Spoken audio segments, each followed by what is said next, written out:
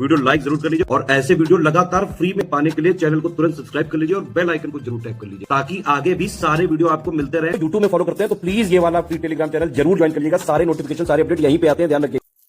नमस्कार दोस्तों, आप सभी का स्वागत है स्टडी फॉर एग्जाम्स में। दोस्तों, यह है उत्तर प्रदेश स्पेशल सीरीज का जो है दूसरा वीडियो है। आइए हम लोग कुछ प्रश्न देखते हैं आज। यहाँ पर सूची 1 को सूची 2 से मिलान करना है। एक तरफ लाइब्रेरी दी गई है, दूसरी तरफ किस वर्ष स्थापना हुई उसके संदर्भ में प्रश्न पूछा गया है। सरस्वती भवन पुस्तकालय, रामपुर रजा लाइब्रेरी, भारत भवन पुस्तकालय, इलाहाबाद पब्लिक लाइब्रेरी। पहला तो प्रश्न यही पूछा गया था किसी पेपर में कि रजा लाइब्रेरी किस जिले में है। यह जो लाइब्रेरी है यह रामपुर जिले में है। वहीं पर दूसरा प्रश्न आगे पूछा सकता है कि सरस्वती भवन पुस्तकालय किस जिले में है। यह भी प्रश्न पूछा सकता है। यह आपके वाराणसी में है, वाराणसी में है। भारतीय भवन पुस्तकालय यह कहां पर है, तो यह आपके प्रयागराज में है। ऐसे प्रश्न पूछा सकता है। बाकी सरस्वती भवन पुस्तकालय की जो स्थापना हुई है वह 1914 में हुई है। रामपुर राजा लाइब्रेरी की जो स्थापना हुई है वह 1774 में हुई है। भारतीय भवन पुस्तकालय जो स्थापना हुई है वह 1889 को हुई है और इलाहाबाद पब्लिक लाइब्रेरी जो स्थापना हुई है वह 1864 में हुई है। इस प्रकार जो ऑप्शन ए में दिया गया है वह आपका सही आंसर है। सरस्वती भवन पुस्तकालय की स्थापना 1914 में, रामपुर रजा लाइब्रेरी स्थापित हुई 1774 में, भारतीय भवन पुस्तकालय स्थापित हुई है यह आपके 1889 में और इलाहाबाद पब्लिक लाइब्रेरी स्थापित हुई है 1864 में। ये ऑप्शन इसका सही आंसर है। अगला प्रश्न हम लोग देखते हैं। हाल ही में भारतीय रेलवे ने उत्तर प्रदेश के किस शहर में पेंट माई सिटी अभियान आयोजित किया है। तो इसका जो आयोजन किया गया था वह है प्रयागराज में इसका आयोजन किया गया था। पेंट माई सिटी जो है यह भारतीय रेलवे द्वारा शुरू किया गया था। डी ऑप्शन इसका सही आंसर है। उत्तर प्रदेश के किस नृत्य के रूप में एक महिला नर्तक नृत्य करते समय अपने सिर पर रोशन दीपकों के एक स्तंभ को संतुलित करती है। यह प्रश्न जो है कई बार परीक्षा में पूछा भी गया है, आगे की परीक्षा में भी पूछने के चांसेज हैं। ये आपका जो नृत्य है इसे चरकुला नृत्य कहा जाता है। सी ऑप्शन इसका सही आंसर। यह उत्तर प्रदेश में मनाया जाता है आपका चरकुला नृत्य, जिसमें दीपक होता है, दीपक का एक स्तंभ होता है जिसे जो है महिला उसको संतुलित करती रहती है। सी ऑप्शन इसका सही आंसर है। उत्तर प्रदेश कौन सा जिले ओबरा थर्मल पावर कौन से जिले में जो है ओवरऑल थर्मल पावर स्टेशन स्थित है, जो राज्य के प्रमुख कोयला आधारित बिजली संयंत्रों में से एक है। तो ओवरऑल थर्मल पावर स्टेशन जो स्थित है ये आपके सोनभद्र में स्थित है। डी ऑप्शन इसका सही आंसर है। ओवरऑल थर्मल पावर स्टेशन के जो उत्पादन जो शुरू हुआ था वह वर्ष 1968 में हुआ था। तो डी ऑप्शन इसका सही आंसर है। उत्तर प्रदेश इलेक्ट्रिक वाहन विनिर्माण एवं मोबिलिटी नीति 2022 के तहत इलेक्ट्रिक दोपहिया वाहन खरीदने वाले उपभोक्ताओं को प्रदान की जाने वाले एक मुफ्त प्रोत्साहन राशि प्रति वाहन कारखाना एक्स फैक्ट्री लागत का जो कितने परसेंट और अधिकतम कितने जो है क्रय सब्सिडी है।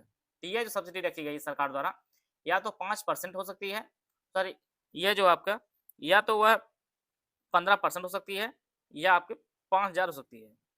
सी ऑप्शन इसका सही आंसर है। सी ऑप्शन इसका सही आंसर है। जनगणना 2011 के अनुसार उत्तर प्रदेश की कुल जनसंख्या महिलाओं का परसेंट कितना है। तो 2011 की जनगणना के अनुसार जो है उत्तर प्रदेश में कुल जनसंख्या महिलाओं का जो परसेंट है वह 27.71% है। सी ऑप्शन इसका सही आंसर है। आते हैं अगला प्रश्न लोग।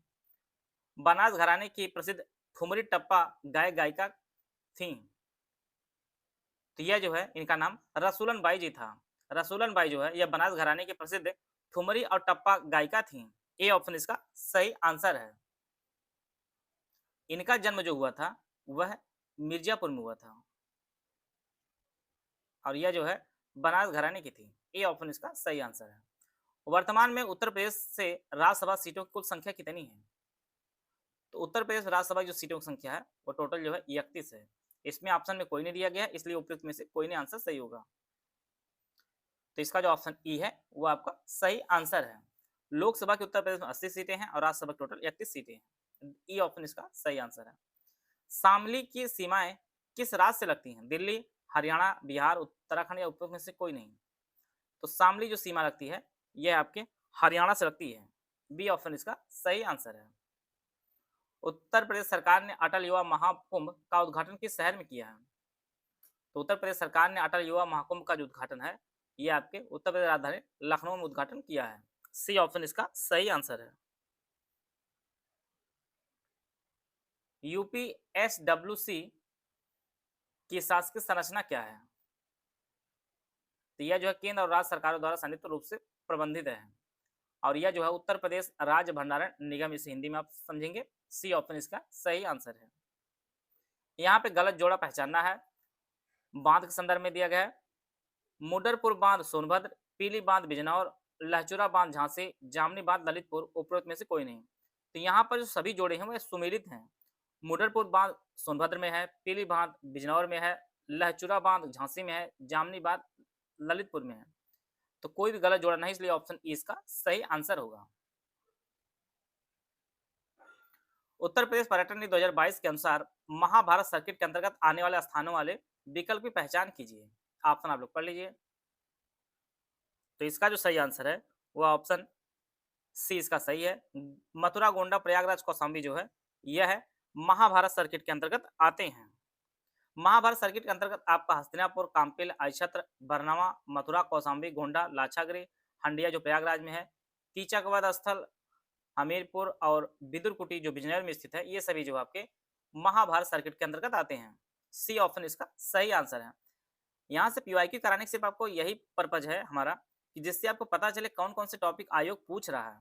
आप देख रहे होंगे जिले डाटा है, योजना है, नीतियां हैं, करंट अफेयर है, फिर आपका स्टैटिक पोर्शन है। आप 20 में से 15 तक स्कोर तभी कर पाएंगे जब आप इन सब टॉपिकों को करेंगे। अब जैसे सर्किट को लिए हमने यहाँ बता दिया है, फिर इसके अलावा आप जितने भी सर्किट हैं, चाहे पर्यटन सर्किट है, चाहे बौद्ध सर्किट है, चाहे जैन सर्किट है, चाहे महाभारत सर्किट है, चाहे रामायण सर्किट है, चाहे बौद्ध सर्किट, मतलब जितनी भी चीजें हैं सभी आप इसे उसको नोट करके अपने जो नोट्स है उसको नोट कर लीजिए। उसमें यूपीपीसीएस में 2025 पेड ग्रुप हमारा शुरू किया जा रहा है। दोनों भाषाओं में यह पेड ग्रुप हमारा है।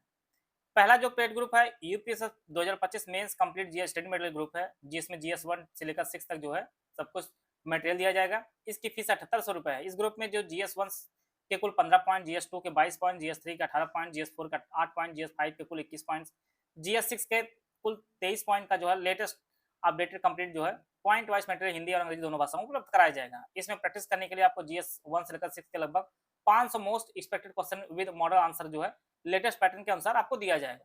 No answer writing feedback, answer writing का फीडबैक नहीं दिया जाएगा।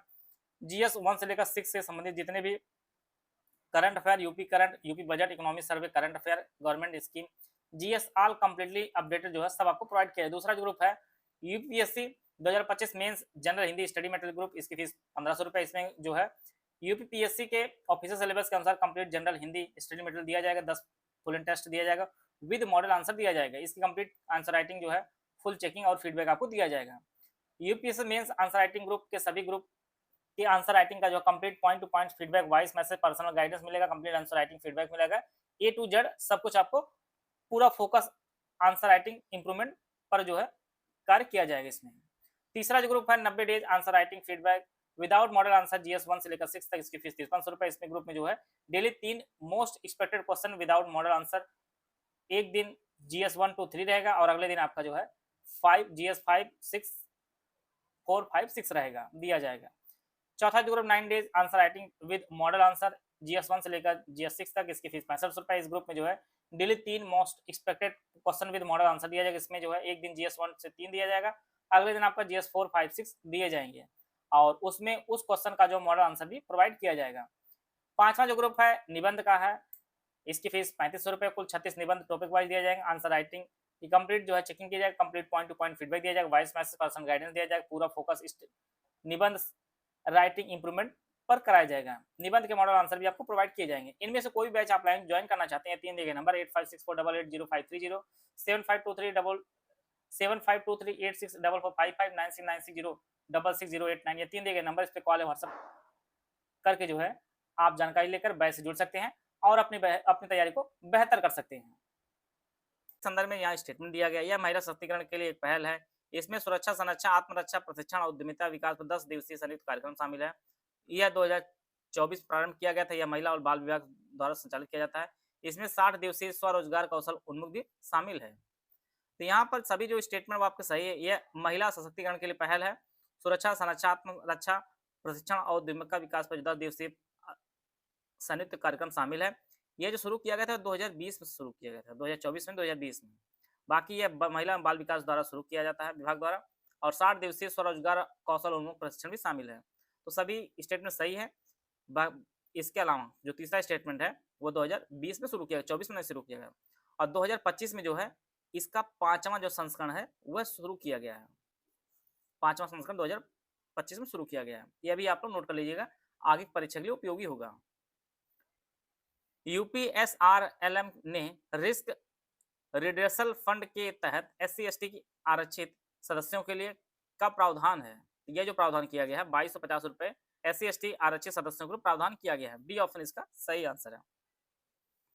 निम्नलिखित में से कौन सा जोड़ा सही है वह पहचानना आपका। निराला अनामिका, प्रभात रंजन संस्कार, झूठा सच, ब्रजमोहन शर्मा आदमी, हजारी प्रसाद द्विवेदी मधुशाला, उपयुक्त में से कोई नहीं। तो यहाँ पर जो सही सुमिलित है ये आपका अनामिका की जो रचना है वह निराला जी ने की है। यह जो ऑप्शन ए है वो आपका सही आंसर है। झूठा सच की जो रचना है वह यशपाल ने की है। यशपाल ने जो है झूठा सच की रचना की है। मधुशाला जो रचना है वह हजारी प्रसाद द्विवेदी ने की है। यह जो है हरिवंश राय बच्चन जी ने की है। मधुशाला, मधुकलश ये सभी रचना जो आपकी हरिवंश राय बच्चन जी ने की है। ये ऑप्शन इसका सही आंसर है। उस स्वतंत्रता सेनानी की पहचान कीजिए जिन्होंने भारत के स्वतंत्रता संग्राम में महत्वपूर्ण भूमिका निभाई है। उत्तर प्रदेश बिजनौर जिले से। तो इनका जो नाम है वह बख्त खां है। इन्होंने जो है 1857 क्रांति में जो है काफी योगदान दिया था। इनका जन्म आपके बिजनौर जिले में हुआ था और यह जो बहादुर शाह जफर के सेनापति भी रहे हैं। ये ऑप्शन इसका सही आंसर है। निम्नलिखित में से फतवा ए जहांगीरी का लेखक कौन है। तो फतवा ए जहांगीरी जो लिखे हैं इनका नाम जियाउद्दीन बर्नी है। जियाउद्दीन बर्नी ने जो है फतवा ए जहांगीरी लिखी है। बी ऑप्शन इसका सही आंसर है। फतवा ए जहांदारी जो रचना है यह जियाउद्दीन बर्नी ने लिखी है। बी ऑप्शन इसका सही आंसर है। कौन सा जोड़ा गलत है उसको आप पहचानना है। सहरिया ललितपुर, चेरो वाराणसी, बैगा सोनभद्र, खरवार गोरखपुर। सहरिया ललितपुर में निवास करती है जो जनजाति है, चेरो वाराणसी में, बैगा सोनभद्र में। जो खरवार जनजाति है यह गोरखपुर में निवास नहीं करती है। इसका जो ऑप्शन डी है वह आपका सही आंसर है। ये खरवार जनजाति जो है ये सोनभद्र की तरफ पाई जाती है। तो इसका जो ऑप्शन डी है वो आपका सही आंसर है। संयुक्त प्रांत आगरा एवं अवध की राजधानी को इलाहाबाद से कहाँ हस्तांतरित किया गया था। तो यह जो राजधानी जो है संयुक्त प्रांत आगरा व अवध की जो राजधानी है इलाहाबाद से ट्रांसफर करके लखनऊ कर दिया गया था। शुरुआत में 1921 में किया गया था, बाद में पूर्ण रूप से जो है 1935 में कर दिया गया था। सी ऑप्शन इसका सही आंसर है। तो इस प्रकार जो है हम लोग 20 जो यूपीजी के प्रश्न थे उनको कवर कर लिए हैं। आशा है आप सभी को बहुत कुछ जानने को मिला होगा। मिलते हैं स्टूडेंट, तब तक जय हिंद, जय भारत।